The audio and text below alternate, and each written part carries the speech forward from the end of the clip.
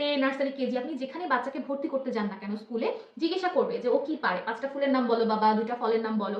তো সেক্ষেত্রে যেহেতু আপনি অফিস করছেন, সময় দিতে পারছেন না, এটা অনেক ইজি একটা ওয়ে বেবির ব্রেইনে, আমি আবারও বলছি, বেবির ব্রেইনে ওয়ার্ডগুলোকে ইনপুট করার জন্য।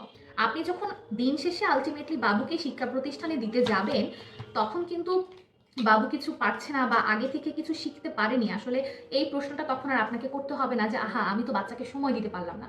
তো আপনি সময় দিতে না পারলেও বাচ্চা এখন নিজে থেকেই। Nice to meet you all. আশা করি তোমরা দারুণ আছো। Let's start. কি সুন্দর করে অন হয়ে গেল। এই ডিভাইসটা সম্পর্কে যদি একটু বলি, ডিভাইসটাতে এখানে নিচে অন অফ বাটন আছে, প্রেস করে ধরে রাখলে বাটন, ডিভাইসটা অন হয়ে গেলে এখানে ব্লু কালারের একটি লাইট জ্বলবে। আর এই প্যাকেটের ভিতরে আপনি পেয়ে যাচ্ছেন ডিভাইসটার সাথে একটি চার্জার কেবল। যেহেতু একটা ইলেকট্রনিক্যাল ডিভাইস, আপনাকে অবশ্যই এটাকে চার্জ দিতে হবে। এখানে একটা সাউন্ড বাটন আছে এবং রিপিট একটা বাটন আছে।